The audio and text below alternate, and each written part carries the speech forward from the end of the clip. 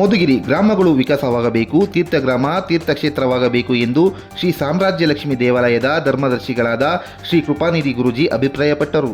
ತಾಲೂಕಿನ ದೊಡ್ಡೇರಿ ಹೋಬಳಿಯ ತೊನಚಗೊಂಡನಹಳ್ಳಿ ಗ್ರಾಮದಲ್ಲಿ ಶ್ರೀ ಸಾಮ್ರಾಜ್ಯ ಲಕ್ಷ್ಮಿ ದೇವಾಲಯದಲ್ಲಿ ನಡೆದ ದೇವಿಯ ವಿಗ್ರಹದ ಧ್ಯಾನ ದಿವಸ ಕಾರ್ಯಕ್ರಮದಲ್ಲಿ ಮಾತನಾಡುತ್ತಾ, ದೈವಿಕ ಶಕ್ತಿಯ ಪ್ರೇರಣೆಯಿಂದ ಅಮ್ಮನವರ ದೇವಸ್ಥಾನ ನಿರ್ಮಾಣವಾಗಿದ್ದು, ವಿಗ್ರಹದ ಜಲದಿವಾಸದ ನಂತರ ಈಗ ಧ್ಯಾನ ದಿವಸದ ಧಾರ್ಮಿಕ ಕಾರ್ಯ ಸಂಪನ್ನಗೊಂಡಿದೆ.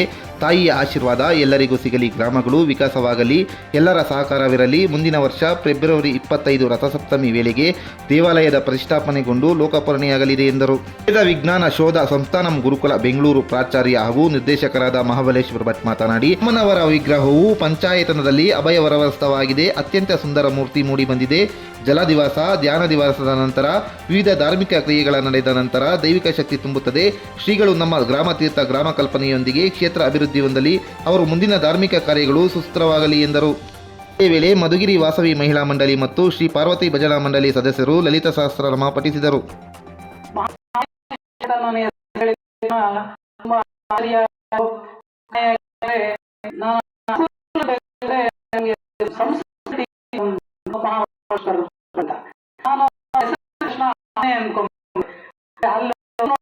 ಬೇರೆ ಒಂದು ಶಾಂತ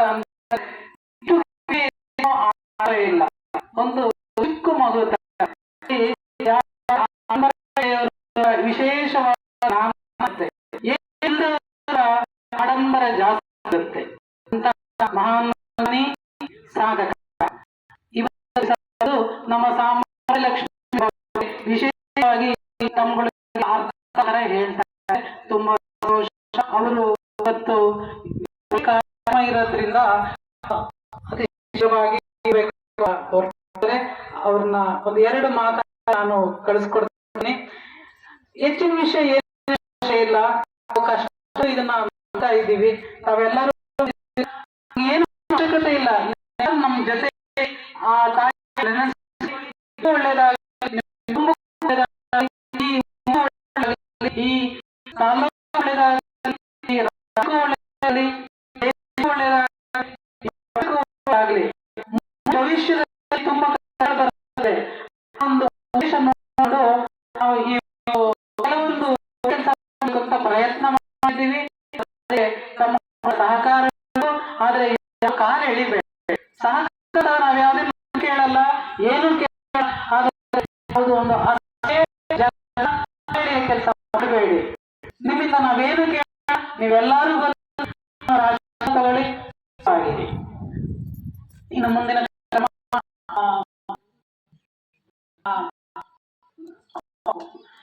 ಸರ್ವೇ ಜನ ಲೋಕ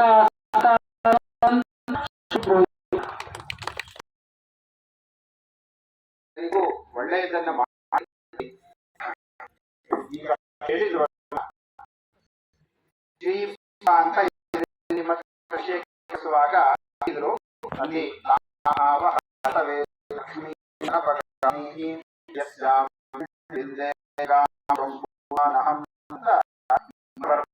ಶ್ರೀ 2ನೇ ಮಂತ್ರ. ಆ ಮಂತ್ರದಲ್ಲಿ ಅಧಿದೇವತೆಯಾಗಿ ಲಕ್ಷ್ಮಿಯನ್ನ ಅಲ್ಲಿ ಇದ್ದಾರೆ. ಅದಕ್ಕೆ ಯಾರು ಅಧಿದೇವತೆ ಆ ಮಂತ್ರ ಅಂತಂದ್ರೆ ಲಕ್ಷ್ಮಿ ಅದಕ್ಕೆ ಅಧಿದೇವತೆ. ಅದ್ರ ಜೊತೆಗೆ ನಾವು ಸಾಮ್ರಾಜ್ಯ ಅಂದ್ರೆ ಹಿಂದೆ ಯಾರು ರಾಜಸೂಯವನ್ನು ಅಶ್ವಮೇಧ ಮಾಡಿ ಶ್ರೀರಾಮ ಎಲ್ಲ ಮಾಡಿದ್ರು ಅಂತ ನಾವು ಕೇಳ್ತೇವೆ. ಯಾಗವನ್ನ ಮಾಡುವವರಿಗೆ ಸಾಮ್ರಾಟ್ ಅಂತ ಕರೀತಾರೆ, ಛತ್ರಾಧಿಪತಿ ಎಲ್ಲ ಕರೀತಾರೆ.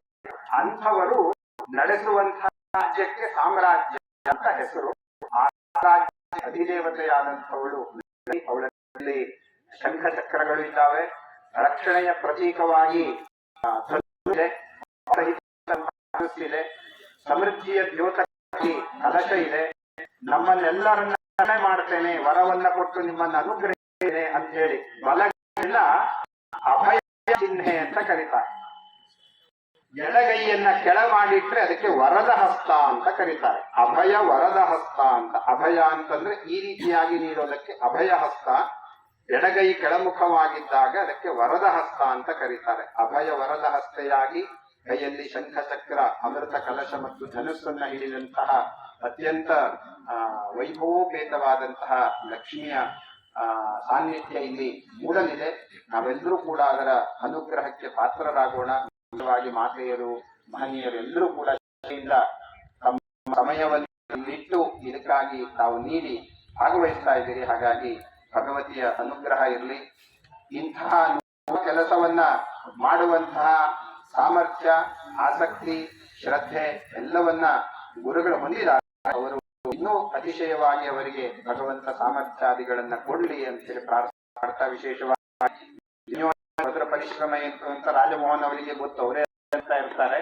ಹಾಗಾಗಿ ವಿಶೇಷವಾಗಿ ರಾಜಮೋಹನ್ ಅವರಿಗೂ ಕೂಡ ಅಭಿನಂದನ ನನ್ನ ಮಾತಿಗೆ ಪೂರ್ಣ ವಿರಾಮ ಇಡುತ್ತೇನೆ. ನಮಸ್ಕಾರ.